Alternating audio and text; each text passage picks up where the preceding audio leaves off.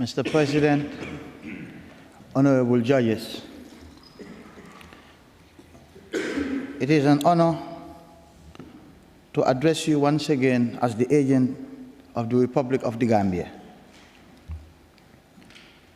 As you heard on Tuesday and this morning, the situation of the Rohingya in Myanmar is dire. The evidence from various United Nations bodies and independent human rights organizations clearly establishes the urgent and imminent risk of the recurrence of genocide that they face. The lives of these human beings are at risk. The Gambia may not be a neighboring state, but the Gambia has a keen and special interest in seeing that no group of people, including the Rohingya, suffer genocide. As a state party to the Genocide Convention, the Gambia has come to this court to protect its rights under the convention, to ensure that the erga omnes parties obligations undertaken by Myanmar under the convention are fulfilled. Those obligations not to commit genocide and to prevent and punish genocide are owed to the Gambia and indeed to all other state parties to the convention. Mr. President, honorable judges, the Gambia has been open about its dispute with Myanmar. We openly raised this dispute at successive sessions of the United Nations General Assembly. We have openly welcomed support for this effort from other states, including member states of the Organization of Islamic Cooperation. Indeed, it was from beginning to end the Gambia's initiative to table resolutions and form a committee and seek the broader support of the other 56 member states of the Organization of Islamic Cooperation. The Gambia is proud to have the diplomatic and political support of the other 56 member states of the OIC and of other supportive states like Canada and the Netherlands, as the Gambia, in its sovereign capacity, pursues this case against Myanmar. It was the Gambia alone that sent the note verbal to Myanmar to clearly spell out the nature of this dispute and put Myanmar on notice.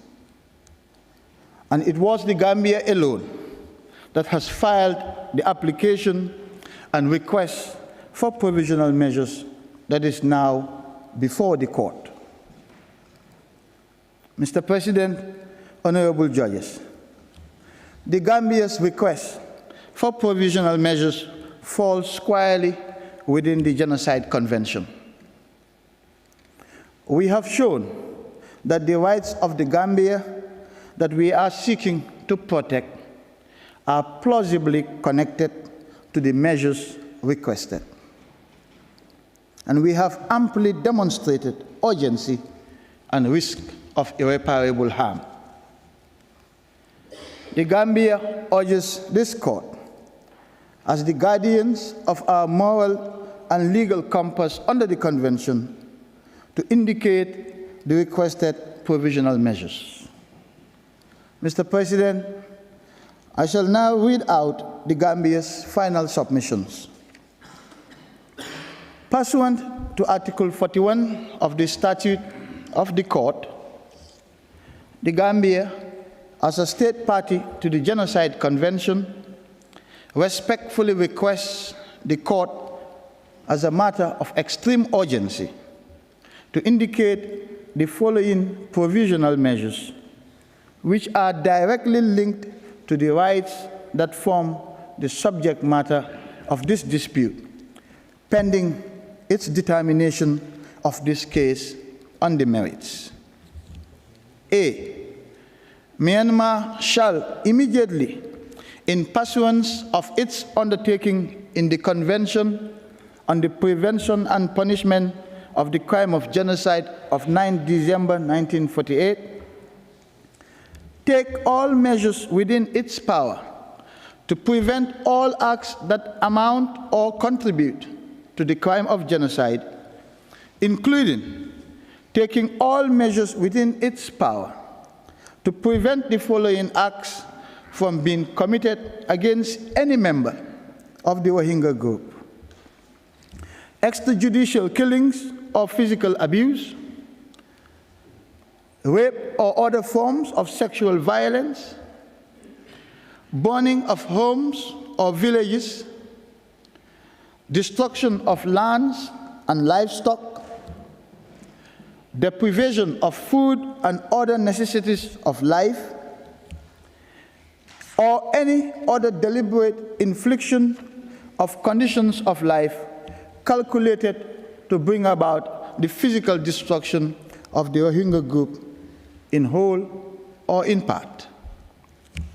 B.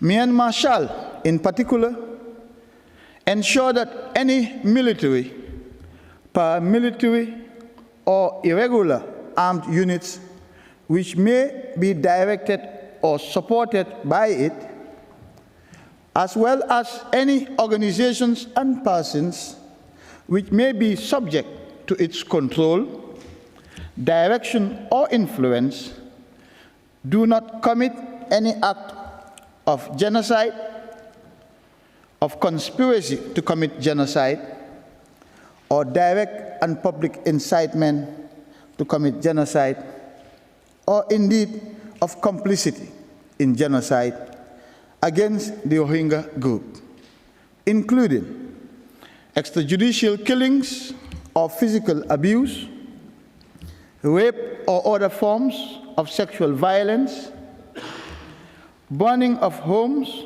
or villages, destruction of lands and livestock, deprivation of food and other necessities of life, or any other deliberate infliction of conditions of life calculated to bring about the physical destruction of the Rohingya group in whole or in part.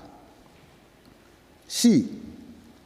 Myanmar shall not destroy or render inaccessible any evidence related to the events described in the application, including or without limitation, by destroying or rendering inaccessible the remains of any member of the Rohingya group who is a victim of alleged genocidal acts, or altering the physical locations where such acts are alleged to have occurred in such a manner as to render the evidence of such acts, if any, inaccessible. D. Myanmar and the Gambia shall not take any action and shall assure that no action is taken which may aggravate or extend the existing dispute that is the subject of this application or render it more difficult of resolution. E. Myanmar and the Gambia shall each provide a report to the court on all measures taken to give effect to this order for provisional measures no later than 4 months from its issuance. And F. Myanmar shall grant access to and cooperate with all United Nations fact-finding bodies that are engaged in investigating alleged genocidal acts against the Rohingya, including the conditions to which the Rohingya are subjected. Mr. President, honorable judges, This concludes the Gambia's second round of observations. I wish to take this opportunity to thank you once again for your kind attention. I would also like to take the opportunity to thank all members of the registry, the court staff and security, and the interpreters for their dedicated work throughout the hearings. I thank you. And with your permission, Mr. President, I would like to take my seat. You have my permission.